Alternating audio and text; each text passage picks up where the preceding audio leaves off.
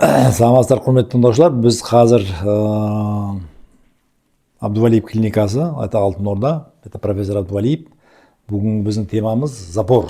Запор дегені адамның іші келмеуі деген да. Так, енді бұл тема очень интересный тема. Потому что көп адам запордан страдает. Біреулердің іші бір аптада бір келеді, 10 күн деп келмейтіндер бар екен да. Бізге келеді ғой клиенттер, 10 күн деп келмейді. Енді үйдің қалай, үйден түтін шығып тұру керек күнде. Үйден түтін шықпаса, үйдің уже несі өшеді, печкасы. Канализация то же самое. Егер канализация үйде істемесе, уже үй сасып кетеді. То же самое. Организмде іші келмегеннен кейін все проблема басталады да.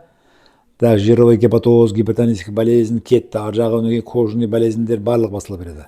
Соның үшін күнде адамның іші кеп тұру керек бір рет. Біреулерге екі рет, үш рет кеп тұрады. Так, күнде регулярный, егер 24 сағатта бір кеседі, оны считается норма. Так, енді бұның себептері қалай? Неге кемей қалады? Енді көп адам оның себебін қарамайды да, слабительныйды ұрып ішіп жүре береді.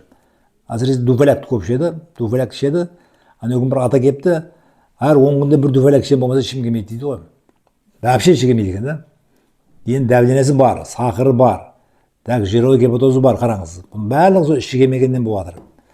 Енді іші келмеудің түрлері көп. Бірінші органический дейді. Органический дегені ішектің ішінде бір какой-то препятствие болады да.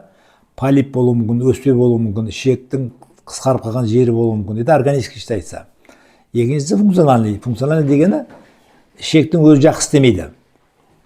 Так, бұныңға да екі түрі бар. Атонический бар и спасический бар. Бұл деген атонический дегені ішек кеңейіп кетіп қалады да былай. Біреулер келген бізге келген, ішек даже біреудің ішін келтіру үшін 20 сантиметр ішек кесіп тастаған ғой былай. Тоже после операция келген бір больной. Потому что ішек кеңейіп кетті, аны кесіп тастаған да. Одан кейін де түзелмеген ол. Спасический дегені бар. Спасический дегені іш қатып қалды былай, бұралып. Қатып қалған екен, ана іш келгенде бір аптада бір келеді, үйде келгенде қойдың құмалағына ұқсап келеді ғой. Кәдімгі қойдың құмалағындай болып келеді. Это называется спасический. Сығылып қалған болады да. Енді соның үшін бұны запорды без лекарств келтіретін қылу керек. Бұны біздің центрде емдейміз. Біз қалай қыламыз? Адам біріншіден бұның енді европейский медицина бойынша бұның себептері өте көп. Так, біз қазір бұны біздің түркі халықтарының медицинасының тілімен түсіндіреміз. Бұл жерде ең бірінші адамның мижазы өзгереді. Мижаз. Ыстық асып кетіп қалады да, ыстық асқанда запор болып қалады. Егер адамның суық асып кетсе, понос болады.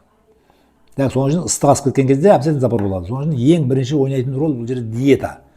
Адамның мижазына қарап диетасын турлау керек. Егер соның адамның мижазына қарап диетасын турласа, уже іші күнде келетін болады.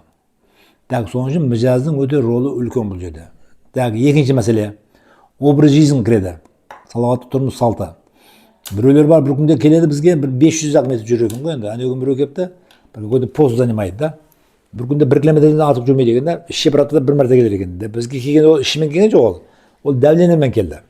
Қарасақ, сұрадық, ішіңіз қалай келеді? Аптасына бір-ақ рет келеді, еще слабительныймен келеді екен да. Соның үшін слабительныймен ішті келтіру бұл зиян адамға.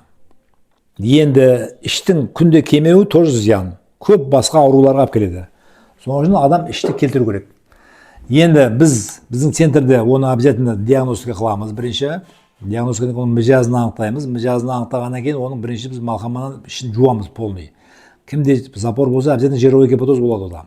Жировой гепатозды емдейміз. Жировой гепатозды емдегеннен кейін мижазын турлағаннан кейін күнде іші келетін болады без лекарств. Без слабительных іші келетін болады. Мижазына қарап диетасын турлап берсе. Тоже келетін болады, я. Онан кейін образ жизньін турлау керек. Жүрісі, тұрысы. Соған қарап уже мижаз жайына келеді. Енді органический болатын болса, оған органическийге біздің центрдің несі жоқ. Оған ем жоқ. Оны, может быть, хирургический емдеу керек шығар. Бірақ жаңағыда ішек кеңейіп кеткен кездегі, оның емі болады бізде. Айттым жаңа біреудің 20 сантиметрін кесіп тастаған, ішек кеңейіп кеткен, содан кейін іші келмейді деп оны бекер кесіп тастаған оның үшін. Енді функциональный, атонический болса да, кеңейіп кеткен болса да, тарылып қалған болса да бізге келсе, біз оны емдей аламыз. Енді бірінші Алланың қолында дейді ғой барлығы нәрсе. Так, оның емі бар. Мижазын турлап, кишечниктің жұмысын турласа, ішкі аппараттың бәрін бірінші біз малхаммен тазалап аламыз бұл жерде. Тазалағаннан кейін организм енді соғын пешкені істеу үшін қалай қыласыз? Пешкені тазалайсыз ғой, моркасын тазалайсыз, бәрін тазалайсыз. Мысалы канализацияны істеу үшін не қыласыз? Канализацияны полын тазалайсыз. Бастан аяқ канализацияны жуып, ауыстыратын жермен ауыстырып шығасыз. Жуып. Одан кейін өзі істей бастайды. Мысалы 10 жылдан бері іші запор болып келген адам болса, оның іші қатып қалған болады уже. Ананы айдаған кезіңізде ішінен не шығады ғой? Камендер шығады. Каловый камни, кәдімгі тас. Кәдімгі тас шығады. Біреу әне күн тас әкепті, кәдімгі бір не дейді, бір 20 тас шыққанда ішінен. Кәдімгі қатты тас. Ол 10 жыл іші келмегеннен кейін анау не қатып тасқа айналып қалар екен да. Это называется каловые камни. Так, соның үшін запорға өте көңіл бөлу керек. Адамның вообще нормада бәр нәрсесі жайында болып тұру керек. Қалай? Уақытында терлеу керек, іші кеп тұру керек, так? Ұйқы жақсы болу керек. Бір нәрсе бұзылды ма, значит, бұл мысалы үшін машина кетіп жатқанда машинаның қызыл шырақтары жанып тұрады ғой. Бұл запор деген қызыл шырақтың біреуі. Қызыл шырақ жанып тұр, сонан жүре береді 10 жыл бойы. Қызыл шырақты жаңағы слабительный ішіп алып өшіріп қояды, сонан жүре береді. А так оның өзін өшіру керек. Өзін өшіру үшін жаңалдағы тірліктерді қылу керек. Біздің центрге келсеңіздер, біз полный ішкі аппараттың бәрін тазалап, мижазыңызды туырлап, образ жизньін бәрін сіздерге түсіндіріп, ішіңізді күнде келтіретін бірінші Алла дейміз, істеп береміз Құдай қаласа. Енді ауырмаңыздар, запор болмаңыздар, так, денсаулық тілейміз барлықтарыңызға. Рахмет.